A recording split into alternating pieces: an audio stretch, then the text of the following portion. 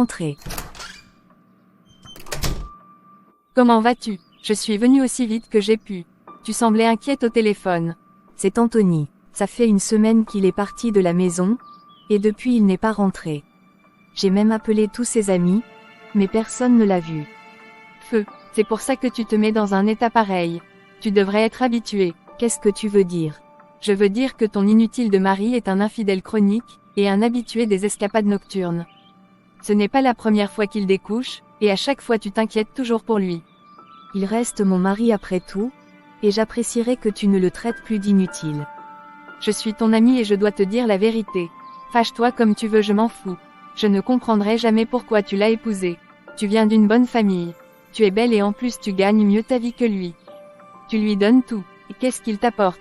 Des maux de tête. Je l'aime, et je crois qu'il peut changer. En tout cas bonne chance à toi. Moi je te laisse avec tes histoires. J'espère que tu ne le regretteras pas plus tard. D'où est-ce que tu viens? Tu pourrais au moins me demander comment je vais. Ce n'est pas une façon d'accueillir son mari. Oh, s'il te plaît, tu as passé une semaine sans faire signe de vie et tu as le culot de réclamer de l'affection. J'ai fait le tour des commissariats et des hôpitaux pour chercher à te retrouver, et toi tu te fiches de ce que je peux ressentir. C'est pour ça que je découche. Tu aimes le bruit. Comment oses-tu me parler de la sorte? Quand je pense que j'ai désobéi à mes parents juste pour me marier avec toi et c'est comme ça que tu me remercies. En me faisant vivre la misère. Tu sais quoi? Sors d'ici. Non mais arrête ta crise. Dehors je te dis. Très bien. Comme tu ne veux pas te calmer, je pars. Pars et ne reviens plus. J'en ai marre de ce foyer. Frangin, à quel niveau? Flora m'a mis à la porte. Je ne savais pas chez qui d'autre aller. Qu'est-ce que tu as fait encore? Qu'est-ce qui te fait penser que c'est ma faute? Je suis ton meilleur ami. Je te connais. Allez rentrons. Tu vas me raconter. Alors c'est quoi le problème? Je n'ai pas passé la semaine avec elle et donc elle est fâchée. Comment ça? Tu as passé la semaine avec qui alors? J'étais chez une petite là depuis la semaine passée. Je suis rentré ce soir seulement. Pourquoi traites-tu ta femme de la sorte? Contrairement aux apparences, j'aime Flora. Je pense juste qu'un homme ne devrait pas se suffire d'une seule femme. Alors pourquoi tu l'as épousée? Tu aurais pu rester célibataire et avoir toutes les femmes de la terre. Laisse tomber. Parlons d'autre chose. On doit en finir avec cette histoire. Tu sais, si j'avais eu une femme comme la tienne, je ne sortirais jamais de la maison. Et crois-moi, si tu ne fais pas attention, tu vas la perdre. Mais non, j'attends juste qu'elle se calme et j'irai m'excuser. Elle retombera dans mes bras comme toujours.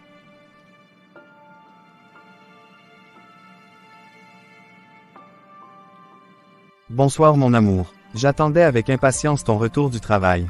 Je croyais t'avoir dit de ne jamais revenir ici. Bébé, je te demande pardon. Je sais que j'ai eu tort. Tu as toutes les raisons du monde de m'en vouloir, mais s'il te plaît, crois-moi, je vais changer. J'ai décidé de devenir une nouvelle personne et j'ai besoin de toi pour y parvenir. Je suis fatiguée des mêmes choses. À chaque fois tu t'excuses mais tu recommences. J'ai arrêté de croire en tes belles paroles. Cette fois-ci c'est la vérité. Laisse-nous une seconde chance, et je te promets que si je ne change pas et que tu décides de partir, je ne te retiendrai pas. Si tu es vraiment sincère, alors je suis prête à te laisser encore une chance. Merci mon amour.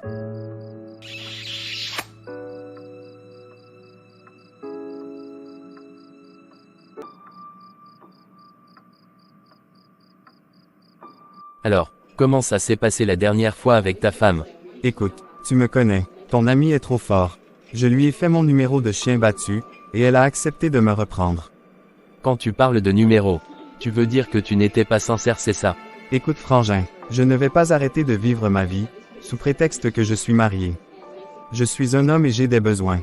Mais en tout cas, on est de nouveau en bons termes elle et moi. Tu ne cesseras jamais de m'étonner. Tu comprendras quand tu seras marié.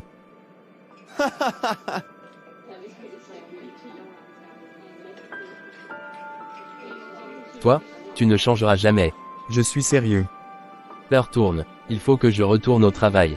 On se voit ce week-end comme prévu. D'accord, ça marche. Je vais rester encore un peu ici. Mademoiselle, vous attendez quelqu'un? Qu'est-ce qui vous fait dire que je suis une demoiselle? Je ne voulais pas être trop brusque en vous demandant si vous étiez marié ou pas. Et comme je n'ai pas vu de bague à votre doigt, j'ai supposé que vous n'étiez pas encore marié. Bien, vous avez raison. Je suis toujours célibataire. Comment peut-on être aussi jolie, et toujours célibataire? Merci pour le compliment. Mais disons juste que je suis toujours à la recherche de l'élu de mon cœur. Ce que vous dites m'intéresse. Ça vous dirait de vous rapprocher? C'est vous qui êtes censé vous rapprocher. Pas moi. Ok, je vois. Je ne vais pas vous mentir.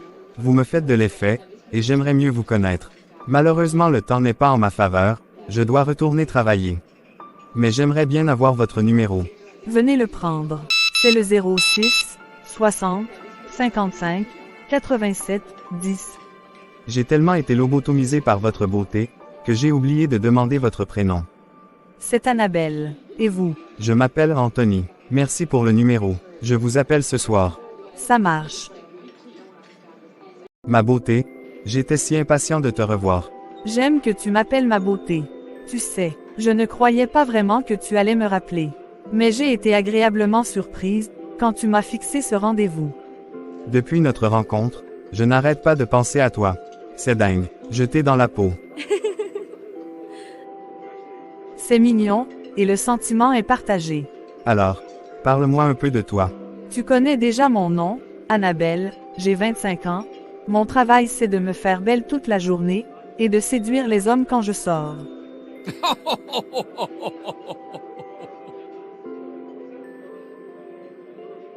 Tu es drôle. Ton travail est adorable. Ça ne me dérange pas que tu te fasses belle toute la journée, tant que c'est pour me séduire moi. Et toi alors? Parle-moi de toi. Tu connais déjà mon nom, Anthony. J'ai 30 ans et je suis responsable vente à VTR. D'accord. Et tu as quelqu'un dans ta vie? Non, disons que j'attends aussi la femme de ma vie, et quand je t'ai vu, j'ai su que je l'avais trouvée.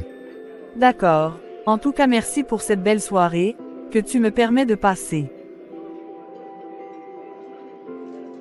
Tout le plaisir est pour moi. Il commence à se faire tard, je crois qu'on devrait rentrer. C'est vrai, le temps passe tellement vite en ta compagnie. J'espère qu'on pourra prolonger notre soirée. Si tu vois ce que je veux dire. Je crois que je vois oui. Alors, chez toi ou chez moi? Ma maison est en chantier en ce moment, je fais refaire la peinture. Alors chez toi ce sera. Très bien, on y va. Nous y sommes presque. Continue tout droit. C'est bizarre, j'ai l'impression que cette zone m'est familière. Tu es certainement déjà passé par là. Non, je ne crois pas. L'endroit auquel je pense est aux abords d'un cimetière.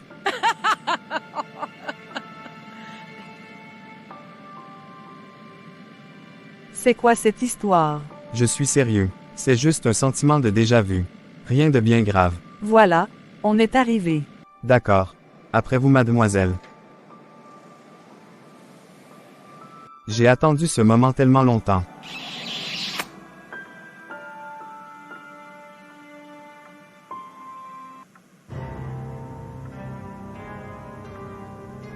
Mais où est-ce que je suis?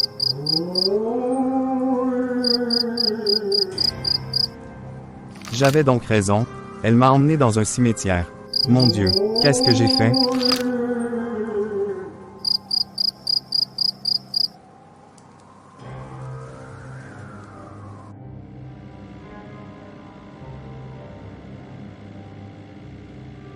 Qu'est-ce que j'ai fait? Mais, où sont tes vêtements? Parle, dis-moi quelque chose. Je les ai laissés là-bas. Là-bas, ou là-bas. Pardonne-moi, s'il te plaît. Pardonne-moi. Qu'est-ce que tu as fait encore? J'ai peur. Pourquoi tu pleures? Réponds. Très bien, comme tu ne veux pas parler, je vais aller te faire couler un bain. Tu vas prendre ta douche, et après tu m'expliqueras ce qui se passe. Ok, comment ai-je pu me retrouver dans une situation pareille? Que vais-je dire à ma femme? Seigneur, ça recommence.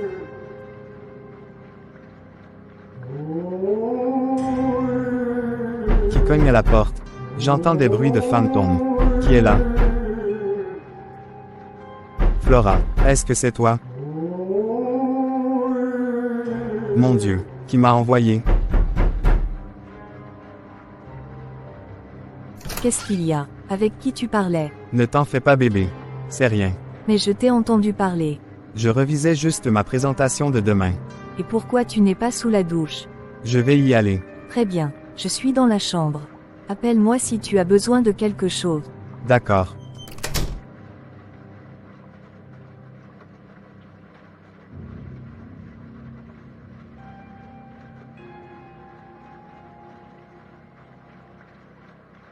Alors, dis-moi tout. Pourquoi tu voulais me voir en urgence? J'ai un gros problème frangin. Et pour l'instant, tu es le seul à qui je peux en parler. Raconte-moi. Tu te souviens de notre rencontre de la dernière fois au café? Oui, très bien. En fait, après ton départ, j'ai fait la connaissance d'une jeune femme. Elle était magnifique. On a discuté un peu et j'ai pris son numéro. Le jour qui a suivi, nous nous sommes revus dans un restaurant, et après. Et quoi? Parle. Et on est allé chez elle. On a fait l'amour. Je me suis réveillé quelques heures plus tard. Dans un cimetière. Des bruits de fantômes et de chauves-souris autour de moi. Mes vêtements étaient accrochés sur une croix.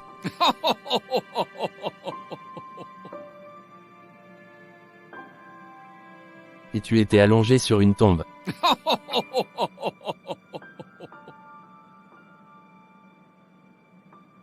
Pourquoi tu ris? Ce n'est pas drôle. Tu es mon ami, tu es censé compatir avec moi.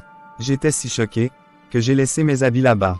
Je suis arrivé à la maison en catastrophe, en slip et en débardeur. Ton histoire est drôle, et crois-le ou pas, je compatis. Mais je suis aussi heureux que ça te soit arrivé. Comment tu peux dire ça? Je ne fais que dire la vérité, tu n'as jamais respecté ton mariage. Et je te l'ai souvent reproché. Toujours occupé à courir derrière les femmes. On dit que les conséquences corrigent mieux que les conseils. Que ça te serve de leçon. Mais bon, le truc c'est que, le délire continue. Je suis rentré à la maison terrifié, et depuis lors, je ne cesse d'entendre des voix et des cris partout. Comme si cette sorcière me poursuivait. Et bien sûr, Flora m'a demandé ce qui se passait, je n'ai pas été capable de lui dire la vérité. Je dois reconnaître que tu t'es mis dans un sale pétrin. Mais tout n'est pas perdu. Dis la vérité à ta femme. Elle t'aime et je crois qu'elle te pardonnera. Le problème, c'est que j'ai peur des répercussions que ça peut avoir sur mon foyer. Bah dis donc, fallait y penser avant. Pour les voix, je crois que la prière est la solution. Et puis ça tombe bien, toi qui as toujours refusé d'avoir une vie spirituelle, tu vas devoir te mettre à prier. Je vais te connecter avec mon pasteur, il te dira quoi faire. Tu crois que ça va marcher? Je le crois, et pour que ça marche, il faut que tu le crois aussi. Très bien, merci pour ton soutien. Je me sens déjà beaucoup mieux. De rien, je suis là pour ça.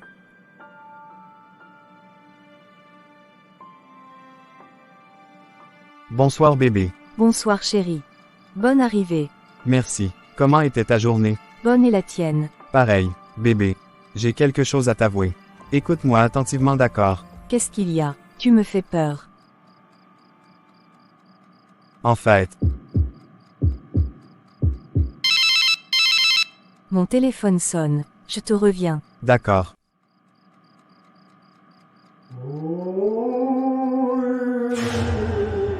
Mais, qu'est-ce que tu fais là? Ne me dis pas que tu es surpris de me voir. Mon amour. Je ne suis pas ton amour. Après la nuit torride qu'on a passée ensemble, tu renies ce qu'on a. Sors de ma maison, tout de suite.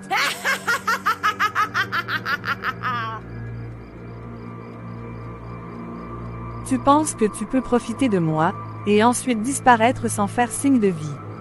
Tu as menti. Tous les deux, nous sommes faits l'un pour l'autre.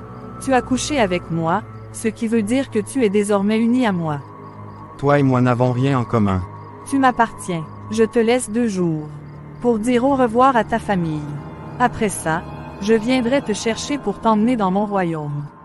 Tu es diabolique. Va-t'en avant que ma femme ne vienne te trouver.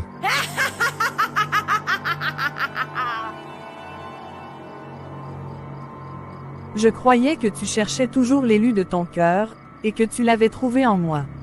Tu es donc marié, eh bien, c'est dommage. Tu apprendras à tes dépens le prix de l'infidélité. N'oublie pas. Tu as 2 jours. Elle a disparu. Comment c'est possible? Je suis là. Où est-ce qu'on en était?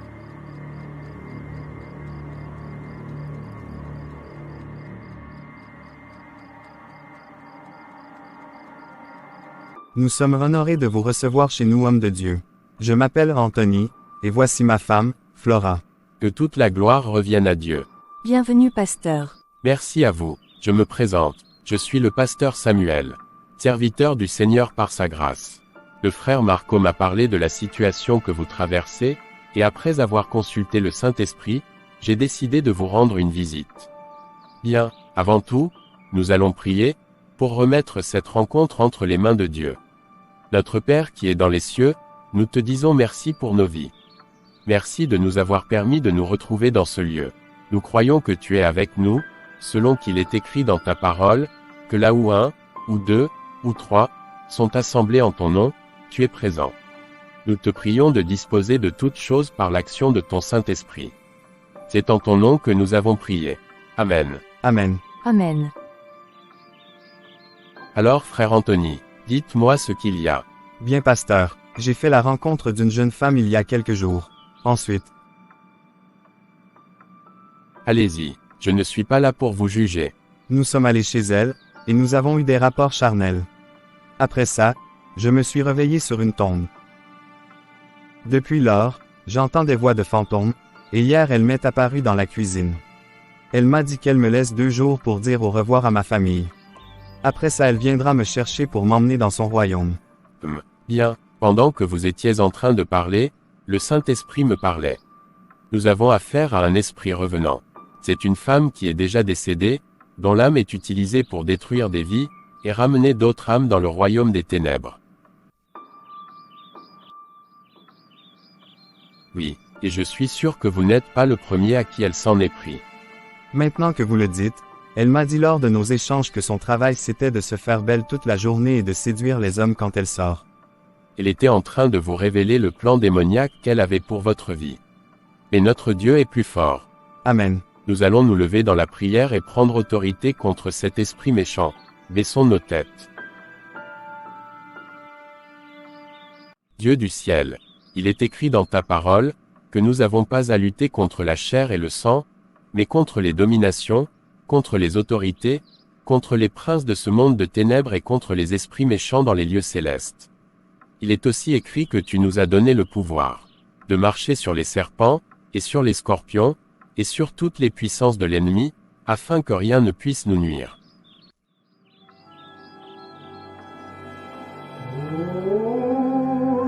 Pasteur, vous entendez? C'est une manifestation démoniaque. Continuez à prier. Ne soyez pas distraits. Par le nom de Jésus-Christ, le nom qui est au-dessus de tous les noms, et à la mention duquel tout genou fléchit, je t'ordonne de partir de cette demeure. Maintenant.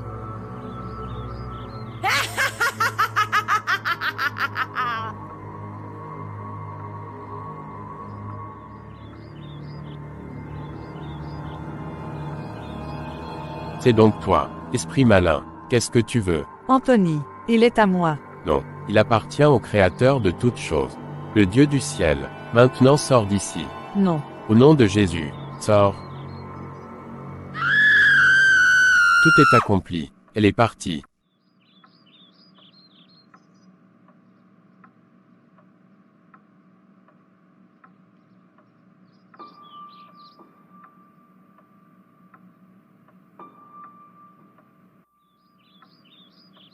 Que toute la gloire revienne à Dieu.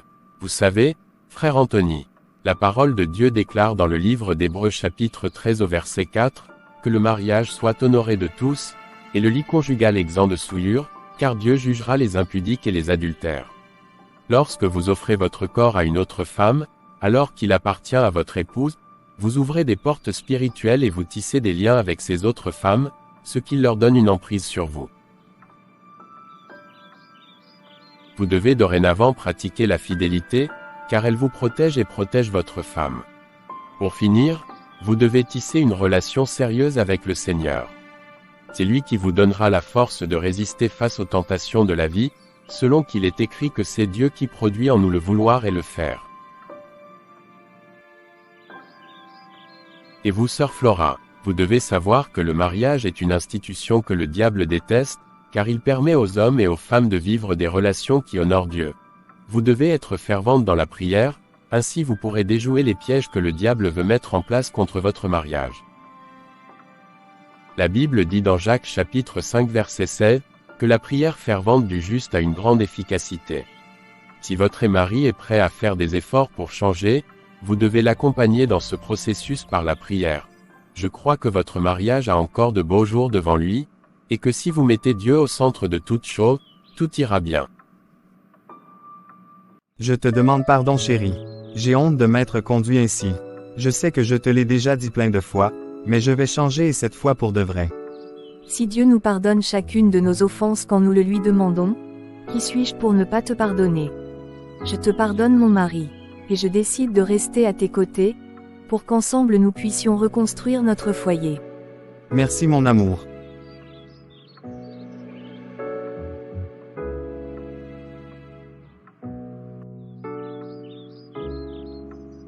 J'aime quand tout finit bien, et que cela serve de leçon à tous les couples mariés. Le diable est debout prêt à détruire ce que vous avez. Restez cachés en Christ et honorez votre mariage.